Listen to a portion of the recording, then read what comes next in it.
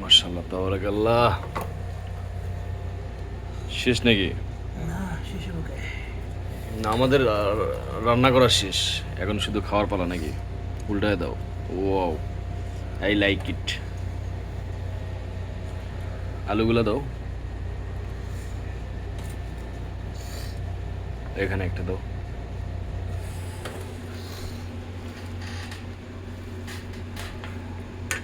Finish finish. আলুগুলা দিয়ে দাও, কালকে ভালো লাগবে না আমাদের কাল। না তখন দিয়ে দিবি। ওয়াও,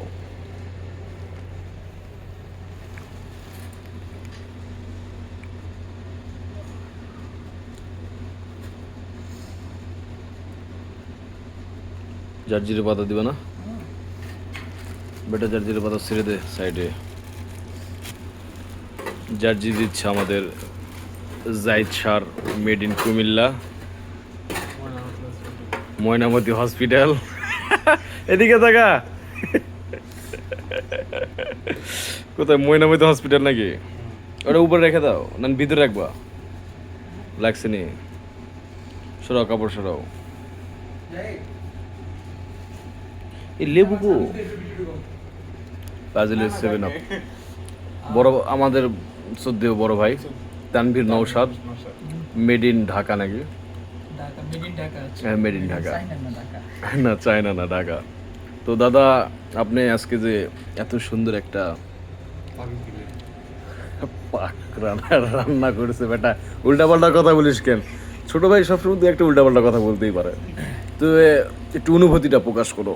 আলহামদুলিল্লাহ, অনুভূতি আর কি, সবাই ভালো মন্দ রান্না করে খাওয়াইতে পারলে নিজের কাছেও ভালো লাগে, নিজেও ভালো মন্দ খাইতে পারি। আর আমার সৌদি আরবের রান্না শিখার গুরু হচ্ছে জনাব আমিরুল ইসলাম আমু, ওরফে আমিন বাচ্চু।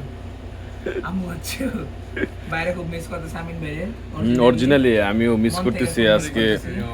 তবে আমি তুমি যে ভাই- আমিন ভাইয়ের থেকে যে মানে শিক্ষাটা অর্জন করছো, আমি হ্যাঁ ভাই, বলতে গেলে খুবই আলহামদুলিল্লাহ। অবাক হয়ে যায় যে এত আমি সুন্দর এখন যে। আলহামদুলিল্লাহ 6 থেকে 7 ধরনের খেপসা রান্না করতে পারি। হ্যাঁ, এখন না এখানে যে আইটেমগুলো আছে, এখানে দেখলেই মানে আমরা অনুভব করতে পারি যে অরিজিনালি তুমি কোন পর্যায়ে চলে গেছো। ধন্যবাদ দাদা, ধন্যবাদ। না ধন্যবাদ আর দিয়ে আমি ছোট করবো না, আমরা খাবার শুরু করি। কোথায় দিয়ে শুরু করবো এটা চিন্তা করতেছি।